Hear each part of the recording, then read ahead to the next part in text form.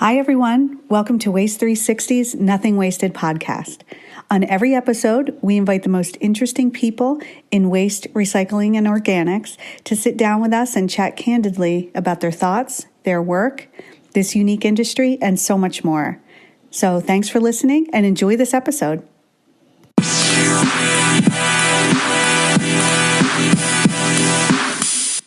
My name is Anne Germain, and I'd like to welcome you to the Artificial Intelligence, and we've changed it to the Battle Against Contamination. Now, to get started on our session, I'd like to start off and go through our speakers. So we have three great speakers this afternoon, starting with Jason Gates. He is a Waste 360 40 under 40 winner and Compology CEO, and he's a subject matter expert on industrial application of internet-connected sensors and data analysis. With thousands of dumpster cameras deployed across North America, they gather and process millions of data points, making them easily accessible and actionable for haulers, generators, regulators, and processors. Compology is a San Francisco-based company focused on building technology for waste, and their web-based software is powered by dumpster cameras that monitor fullness, identify contamination and contents, track GPS location, and verify services. Jason holds a BS in Civil and Environmental Engineering from the University of Maryland. We also have Jason Rose. He is a senior executive for waste management, a champion for sustainability and innovative partnerships with business and local governments. Jason has been with waste management for over 20 years. Prior to his work in the Pacific Northwest, he was the area vice president for waste management for Southern California. His commitment to environmental leadership and outstanding customer service is at the heart of the company's growth and success across the region. Jason leads 2,400 employees and oversees 24 collection districts, 10 transfer stations, 9 recycling facilities, and 7 landfills. His operations includes 2 renewable energy plants, which use waste to generate enough electricity to power 15,000 homes in Washington and Oregon. Jason graduated from San Diego State University, where he played football with Marshall Faulk and was coached by Sean Payton. He later earned his MBA degree and attends Harvard Business School for Executive Education. And finally, we have Pat Carroll. Pat is the president and CEO of Environmental Solutions Group since 2010, and ESG, whose corporate headquarters is in Chattanooga, is a combination of Heil, Marathon, Karada Can, Third Eye, and Bain. Pat is also a member of the Board of Trustees for the National Waste and Recycling Association, as well as Board of Directors for the Environmental Research and Educational Foundation, EREF, where he currently serves as the vice chair. Prior to this role, Pat was president of Destaco, a Dover company, for 5 years. They are a global company focused on industrial automation components with manufacturing locations in 9 countries in the US, Europe, Asia, and South America. Prior to that, Pat was with Terex Corporation for 5 years, 4 as president of Telelect Utilities businesses, and 1 year in business development as the corporate headquarters. Prior to that, he spent 12 years with Ingersoll Rand in the construction and mining business, where he held a number of positions with increasing global responsibility in sales, marketing, new product development, and business unit management. Pat holds a BS in engineering science from Montana Tech and an MBA from UT Austin. Please join me in welcoming Jason, and Pat. So I'm going to turn it over to Jason Gates to set us up on the topic of AI and contamination. So thank you everybody much for joining us today. This is fun for me because I've worked extensively with Jason and Pat. I see a lot of friendly faces here in the room who Compology has worked with in the past. For those of you who don't know us, you're probably thinking, what do a bunch of garbage men know about artificial intelligence? And the reality is that over the last decade, the three of us have been watching this technology progress. And while we don't ourselves get down into the ones and zeros of exactly how this technology works, we have become expert in its application. And the goal for today's session is really to equip everybody here with enough understanding of how the technology works so that you can go back to your own businesses and decide whether it's the right fit for you. So What we aim to do is first level everybody up on what exactly artificial intelligence is, and when we say AI, what does that even mean? We're going to jump into some very specific applications related to contamination reduction and the results that we're seeing in the real world. And then we're going to talk about bigger picture and what's coming down the pipe next. Artificial intelligence has permeated pretty much every aspect of our lives today in different ways, and it can take a lot of different forms. Today, we're going to talk about specifically its application in waste and recycling. But what is exactly artificial intelligence? There's a textbook definition, but really it's having a computer do things that you would normally have a human do. How do we create artificial intelligence? And there's really two ways that this works. The first is that we tell a computer how to do a job. So there's also the type of artificial intelligence where you train a computer to figure out what's happening. It's actually a pretty simple 3-step process. And I'm going to illustrate it using the most cutting edge of a artificial intelligence technique called machine learning. And I'm going to use cancer detection as the example because it is the most cutting edge example that we can possibly think of. So 3-step process. The first step is you look at a whole lot of brain scans and you have humans label where the cancer is in those brain scans. Step 2 is you take all of that labeled data, all of those labeled images, and you feed it into a machine learning algorithm. And the third step is that you can then take that algorithm and feed it images without any human labeling, and it will return an estimate of where it believes that cancer to be. Right? So this technique is being put into practice in hospitals all over the country. Like I said, the most cutting edge technology. And you're probably thinking, well, how in the world does this possibly apply to the waste and recycling industry? And the fact is that we are taking exactly the same technique and applying it to contamination. The way that our system works at Compology is we take pictures of the inside of dumpsters. We pass them through a machine learning algorithm that's been trained by millions and millions of images, and we're able to return 2 different attributes about that image. One is its fullness by volume, and the second is a count of the number of pieces of contamination. Those 2 different data points can be applied across businesses for haulers, generators, and regulators to make all types of business decisions. Technology that had once only been reserved for the most cutting edge applications is finding its way into the waste and recycling industry. And I'm going to pass the baton to Jason, who's going to talk a little bit more about specifically how you take those data points and turn them into action in the business. All right. Thank you, Jason. I appreciate it. What I wanted to do is talk a little bit about the technology that we've deployed. And what we've found from a lot of our customers is they weren't aware of their contamination rate. And let's face it, in the industry, the contamination rate is around 25%. And so how do we clean it up? Traditionally, what we do is we have drivers go out there and they'll audit certain routes, right? They'll flip lids and all you can see is what's on top. And 90% of the time, what's on top is OCC or paper, right? It looks clean and you can't see down below. Well, that's what's exciting about this technology. So what we've done is cameras are installed on recycling bins, the inside of them, and these are commercial bins that are for multifamily and restaurants, commercial applications. They have about a 5-year life. They're very durable, so they withstand the dumping and the rainfall, and they actually have a light, so when the lids are closed, you can see inside of them as well. They take a picture every 7 hours, which is fantastic, right? You are then able to determine the contamination that's in the bin. And what we're finding, a lot of our people come up with these creative names. So one of the names we've come up with is a contamination sandwich. So I'll tell you what that is, right? First, they put a little layer of OCC, then they fill it up with contamination. And what do you think's on top? OCC again, right? There's the sandwich. Some, and you'll see these in the pictures, they call it a contamination pie. So there'll be contamination down below, and then the crust, the top part, is the OCC or the paper. Some just scramble it together. They call it the contamination scramble. It's kind of mixed in so it doesn't look like a lot. And then what we find in some cases, and I went out and toured a number of the corporate campuses, there's a lot of wish cycling that's out there.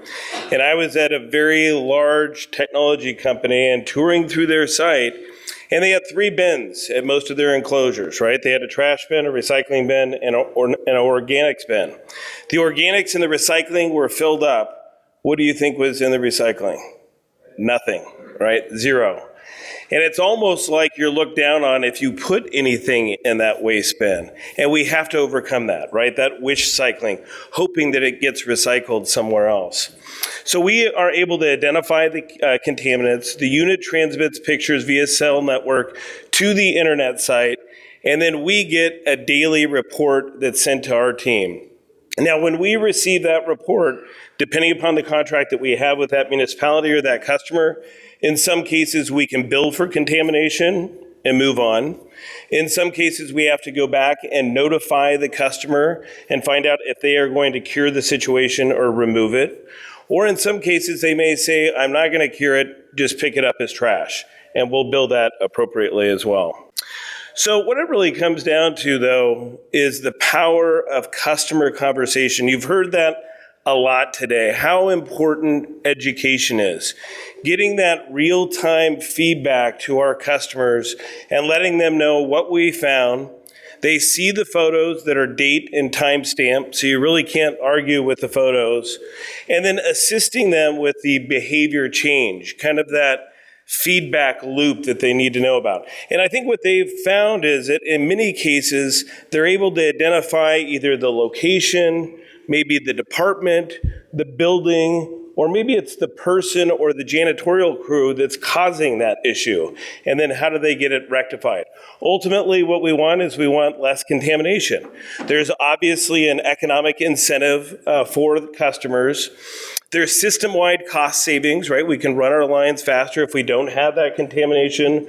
We have improved marketability of that material as well. And then we have the environmental benefits. So let's go on and let's look at some of these pictures. And this is fascinating to see. This is inside the container. So you'll see here we've got plastic bags and tanglers. This is almost like the contamination pie, and then they cover it up with cardboard later in the day so that our driver doesn't see it. So then we'll follow up with that customer. This next one, same thing. You can see the contamination at the bottom earlier in the day and then covered up with OCC as the day progresses. This one almost looks like an egg scrambled with a little topping of OCC. You know, you've got contamination mixed in with OCC, and then later in the day as we go to pick them up, they put OCC over the top of it to cover it up. And then you can see this one, we've got black bags at the very bottom, and then we come back later that day and it's covered up by recycling as well. So these are the results that we've had over the last 5 months, and this really demonstrates how education has been able to help us. So you can see when we started off in October, November timeframe, you know, we had 1,200 different contaminated calls. And we would call those customers and educate them and work with them on solutions to eliminate contamination. You can see now today in March, and it's actually continued to go down, we've had about a 60% reduction in contamination and working closely with our customers. And that's really ultimately what we want. Now, the majority of our customers choose to either clean it up or to have us go back and pick it up as recycling and bill them appropriately. That's about 95%. The other 5 to 6% have us go back and collect it as MSW, and we bill them appropriately. The additional benefits as well as on the safety side, right? Unfortunately or fortunately, we've had about 1 individual in our container each month during this pilot.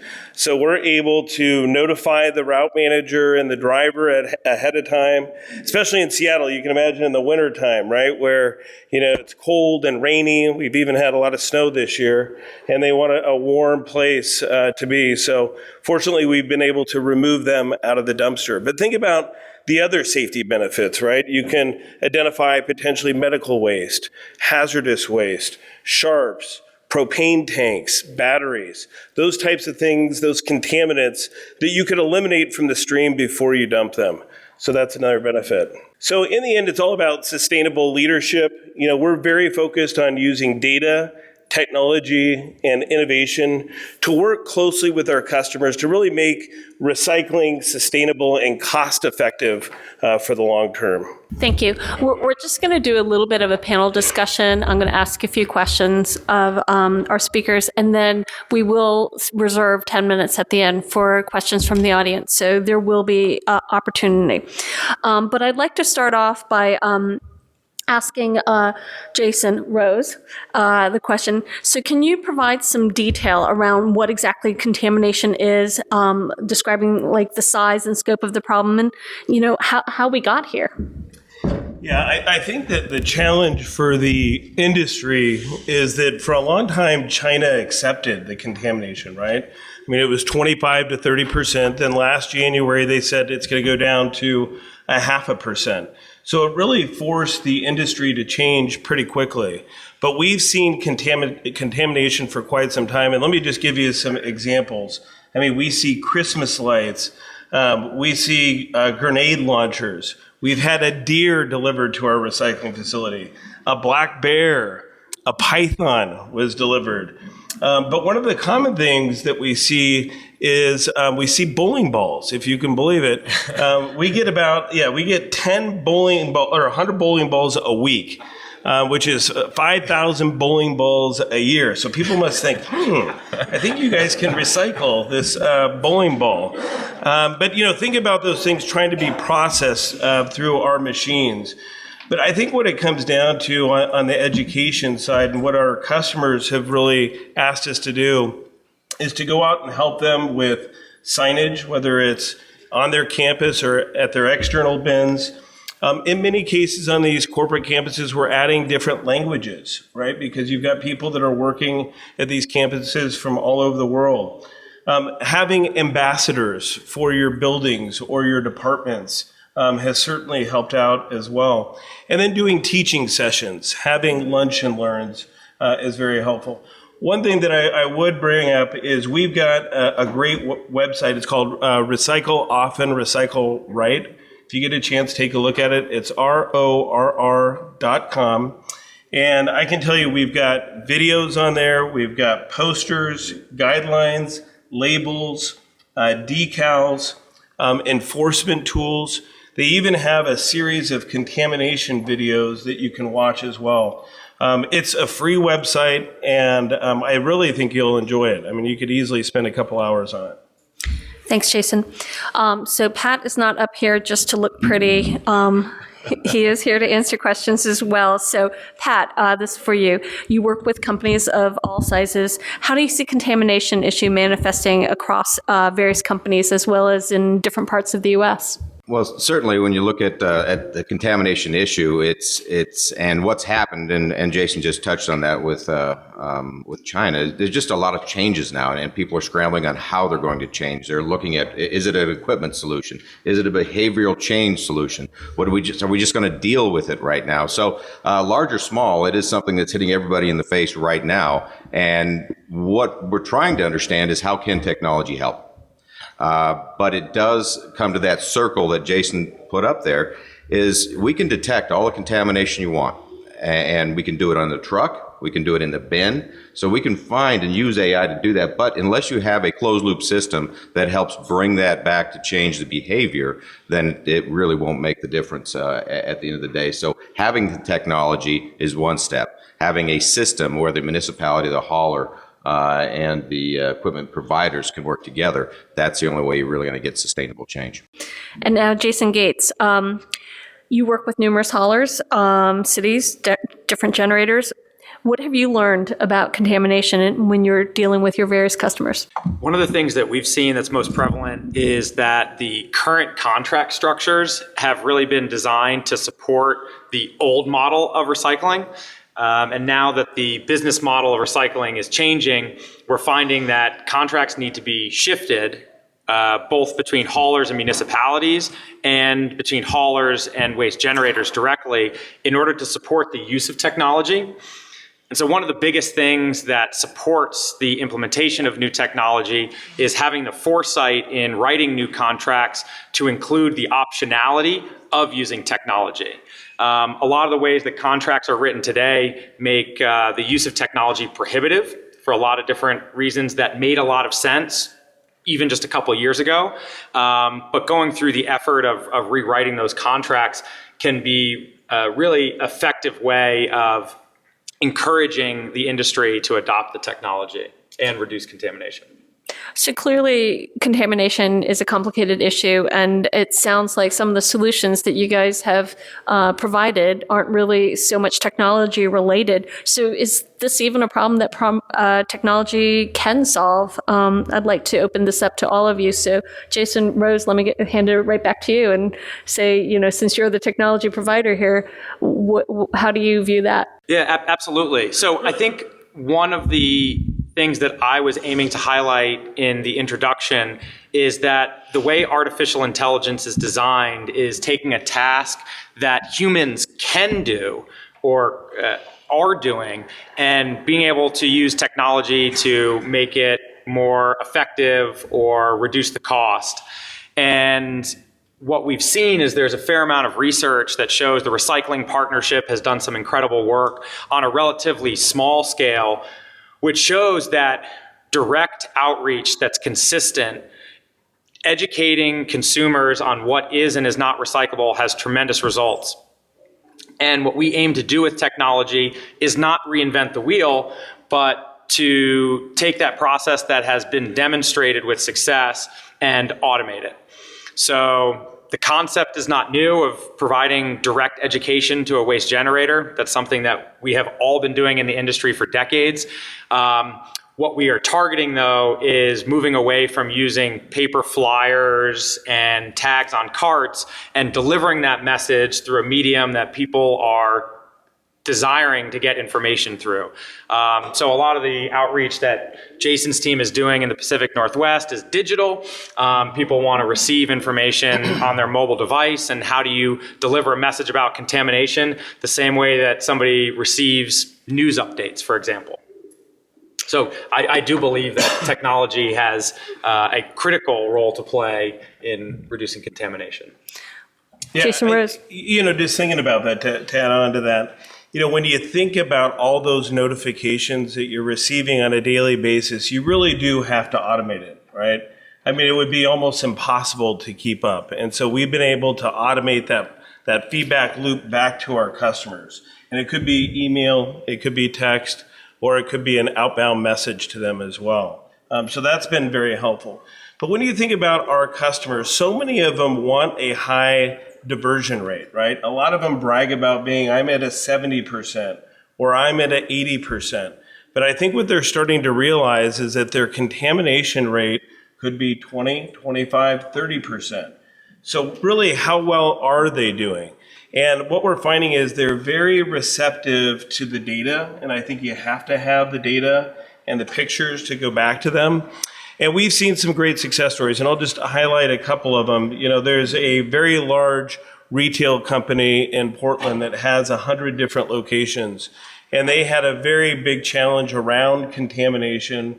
They wanted to know by location, by store, what the contamination rates and issues were. And then they went back and they coached and taught those different managers of those facilities. And now they're virtually clean at all 100 locations.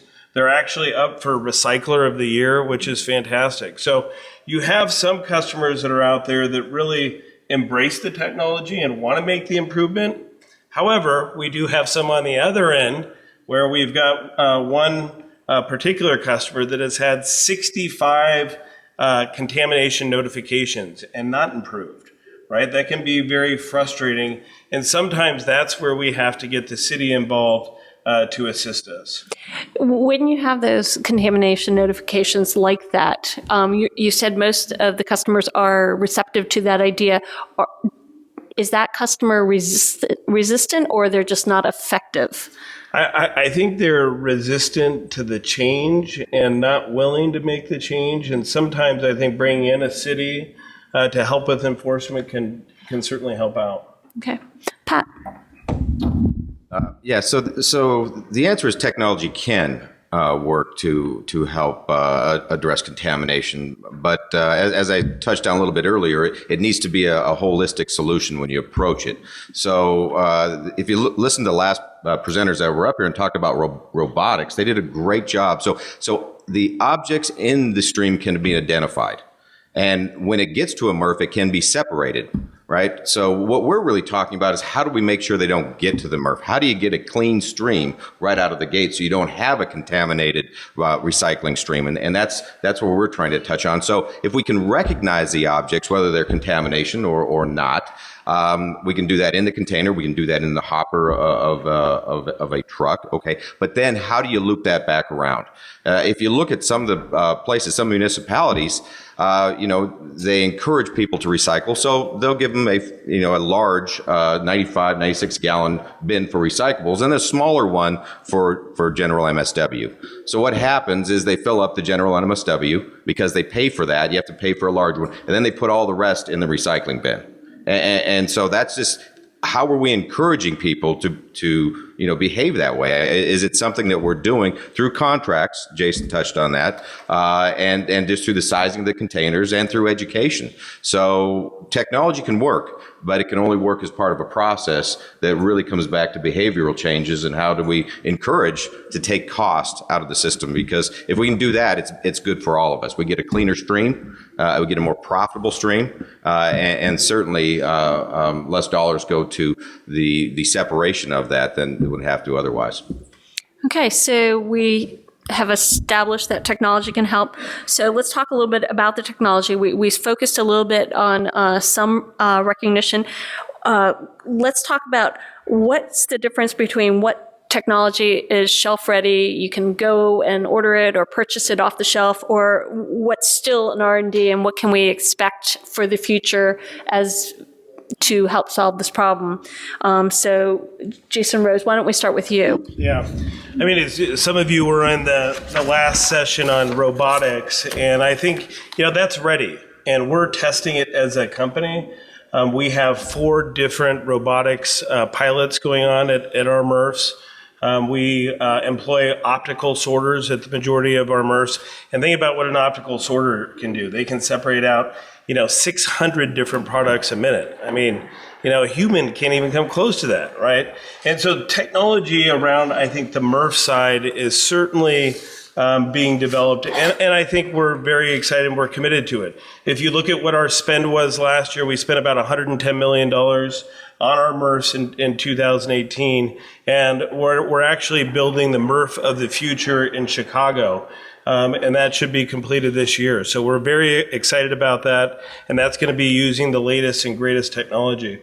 I think that the other nice thing about this technology is we're eliminating some of those jobs that maybe people don't want to fill, right? I mean, how many people want to be on a sort line? It's very difficult. And so if you can add robotics, hey, that's a high-paying job to maintain that system, right? And to really learn that system. So while we may see some jobs go away, we have to find that new talent that can handle and work on the technology side. Thanks. Well, and I agree. So certainly on the MRF side is where we have seen the most progress. I would say the bin from working with Compology, what they have is ready to go. So that is working today. That is a product that's out there. It's not an R&D. It is a product that's working. From our standpoint, then it's more the mobile application for contamination. So it's the capability is there. We have the technology to do that, but applying it again on a residential route.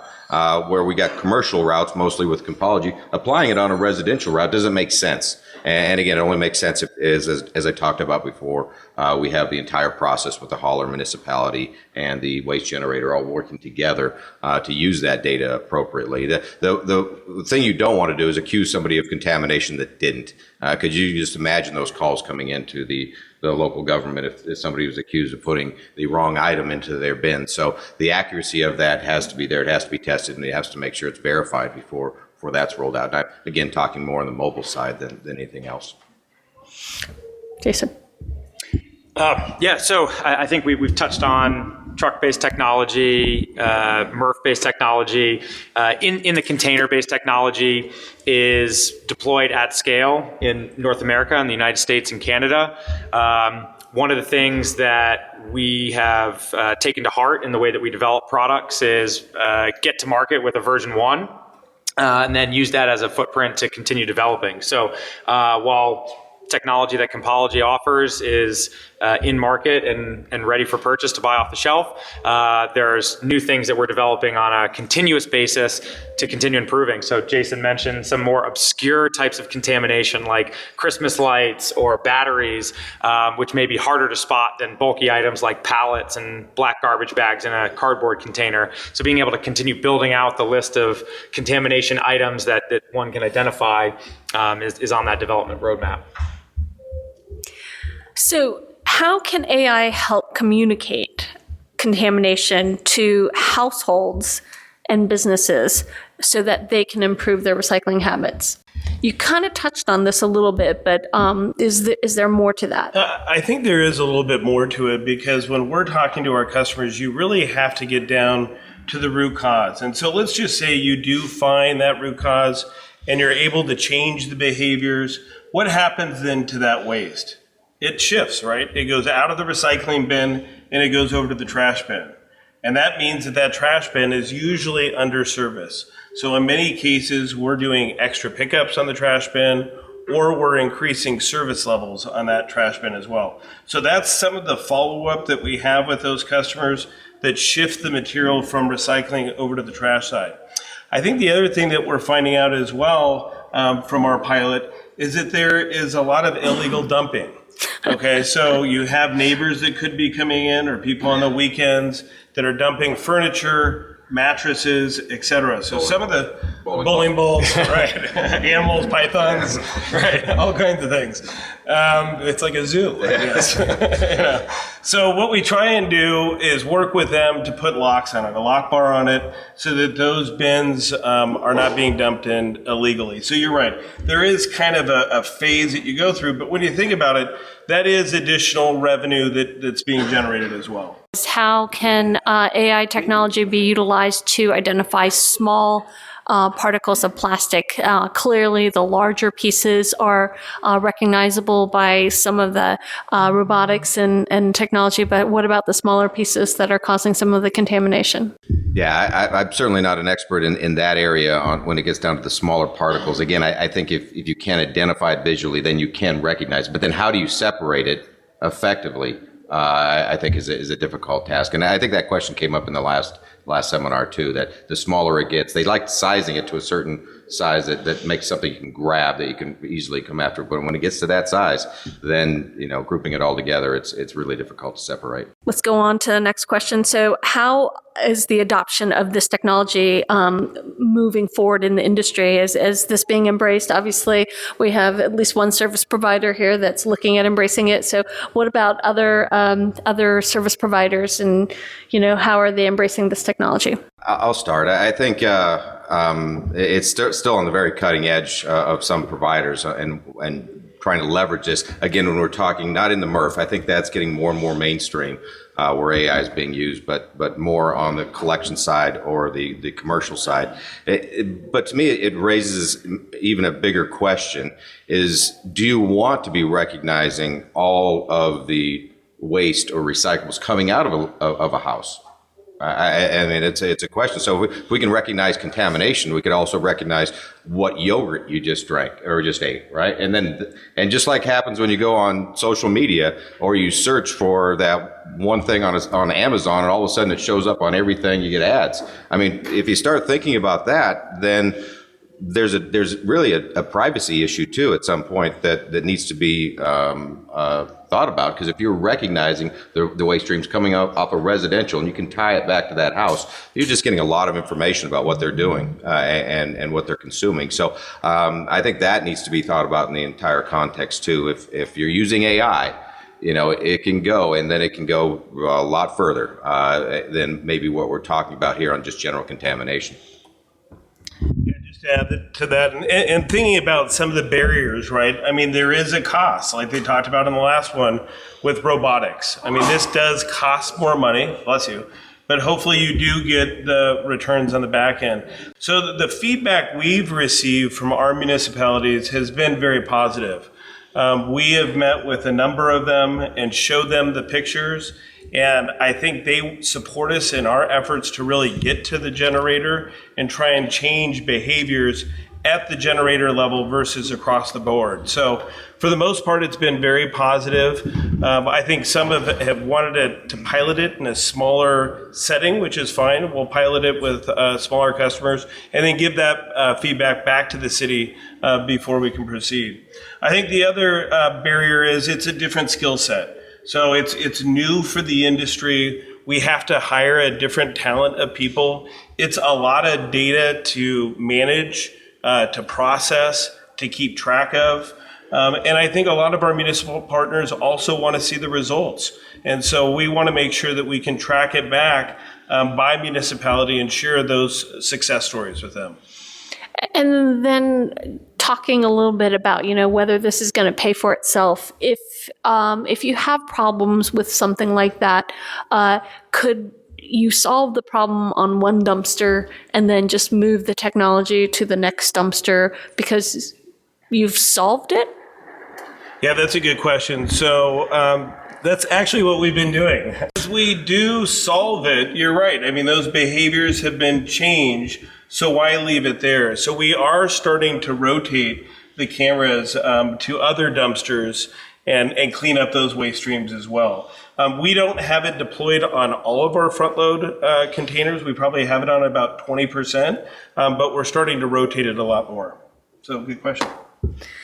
Okay, so let's move on to results and talk a little bit about how you see these technologies creating results. And do you have any specific examples that you can provide that demonstrate the effectiveness of these technologies? So why don't we start with you, Pat? Well, I think I'm going to defer this one right to Jason because his product's been out there a while, and they are measured results that I think sharing those things would be great for the audience. Sure. So the results really depend on who the end user of the technology is. We look at three primary end users. You have waste generators, waste haulers, who typically are vertically integrated and are also doing the processing, and then regulators. So for waste generators, the result is typically focused on a zero waste to landfill goal. And we've found that by using artificial intelligence technology, you can reduce the amount of contamination by upwards of 60% over a period of time. So that's giving you granular measurements that you can use to inform your diversion policy. For haulers who are vertically integrated, you have the benefit of reducing that contamination that's coming into your facility. But then on the flip side, you also have the ability to recover revenue on billing proactively for that contamination. We've seen anywhere between $50 and $100 per container per month in additional revenue being able to be generated through billing for that contamination.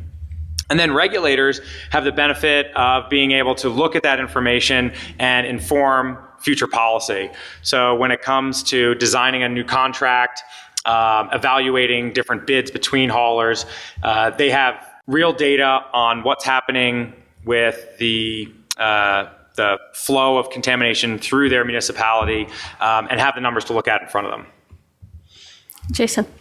Yeah, I think about and look at our overall contamination results, and as Jason has mentioned, I mean, they decreased 60% with this technology. So we have been thoroughly impressed, but I do have to emphasize a lot of that is that education and outreach. We have a pretty large education and outreach team. Most of my region is franchised, and so we work closely with the municipalities.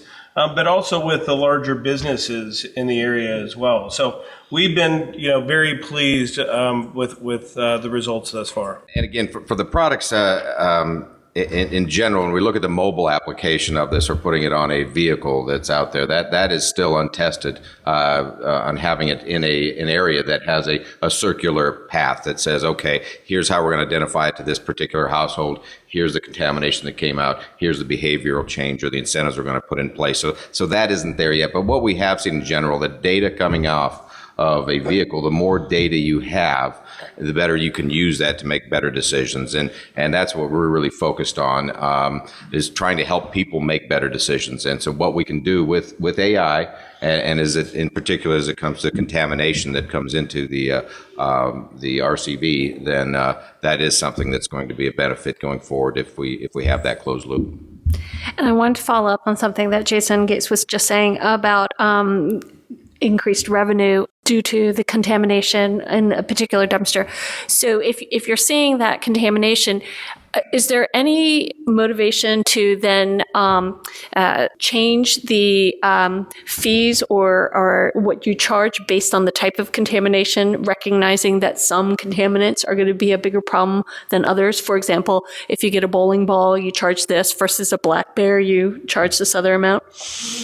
Yeah, that's a good question. So, yeah, I think there is a level of severity on contamination that our team uses. I mean, if it's one bag, we're going to charge a different rate than if half or 3/4 of the container is contaminated. If there's an animal in there or a lot of bowling balls, yeah, it's going to be definitely a different rate. So we base it based on the severity of the contamination. I would mention that today a lot of the contracts are structured in a way that don't really support this sliding scale or spectrum of severity of contamination. Everything's treated the same. And so I mentioned earlier that being willing to open up contracts and change the language to support the use of technology that can identify these different types of contamination, enable systems that can charge different amounts for different severities, which at the end of the day, it makes sense and allows, it's only fair that the customer is being billed back for what they're actually producing, as opposed to absorbing the cost across an entire system. And it seems like AI should be poised to be able to figure out those differentiators. Absolutely. Okay, let's move on. What's next? So these are questions for all of you. So what changes can the industry make to help support AI technology applications to help eliminate this contamination issue? I think one of the big missing pieces today is the way in which we automate the education and outreach. So we've demonstrated that the education can be a really effective tool, and the results are I mean, we're seeing it in practice, but being able to take tools that are being applied in other industries and bringing them to the waste and recycling industry to deliver that message, I think will increase the efficacy of our message, right? So we are using digital communication, but there's still some manual steps in there. Being able to implement some more automation in the way the education is actually delivered and to who it's delivered and when it's delivered, I think will be the nail in the coffin. So the way I'm picturing this, and maybe I'm extrapolating too much, it's like you see in a cart or a dumpster, there's contamination. Feedback immediately goes to the owner of that dumpster that's specific to what the contamination is and how that's going to impact them. You know, kind of like a dog, you don't punish him 3 hours later for going in the trash, you punish him like right now. The immediacy is what's necessary and what you're looking to. Is that what you're saying? That's absolutely right. And because there's so much variance in recycling policy city to city, right? What's recyclable in San Francisco may not be recyclable in Las Vegas, may not be recyclable in Houston.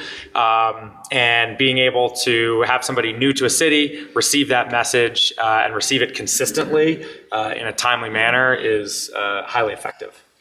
And so also following up on that same thing, So if we're thinking that immediate response is good, and we're talking about what's next, you said pictures are taken every 7 hours.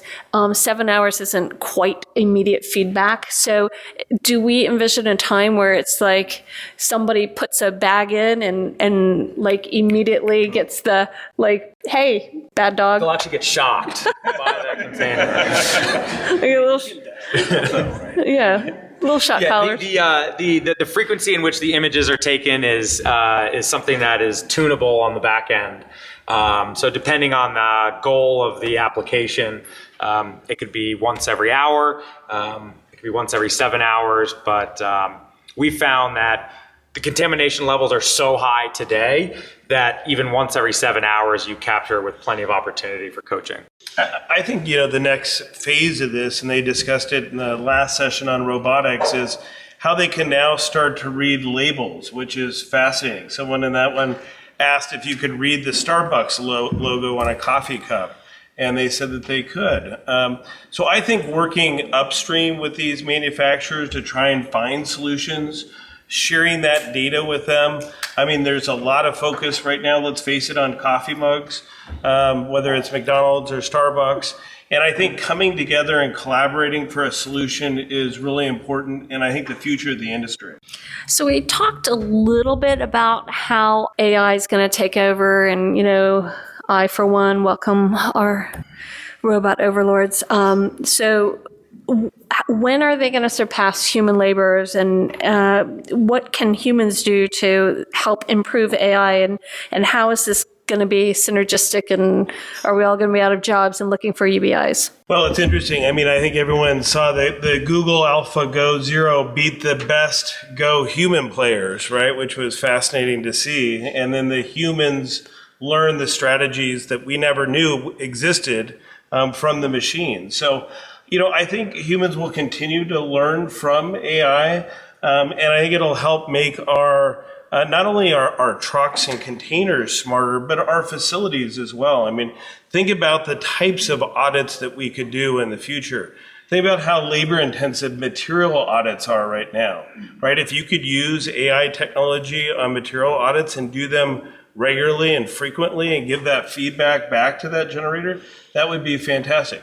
Think about safety audits or inspections, how you could use that as well to identify those contaminants, whether it's either in your load to prevent that explosion from happening on a truck or in your processing plant as well. I mean, I think that's really the future of the industry, and then probably route audits and logistics. Once you have AI in there, you can blend that into the route audits and logistics. So it really is a paradigm shift in our industry. I think it's an exciting time to be a part of it, and I'm looking forward to the future.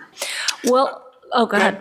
To add on to that, something that we've seen across our customer base is that the artificial intelligence is not taking over a business, but it really becomes a job aid for those who are in the business already. We do not typically see headcount reductions. We see revenue growth without continued investment in additional people or assets.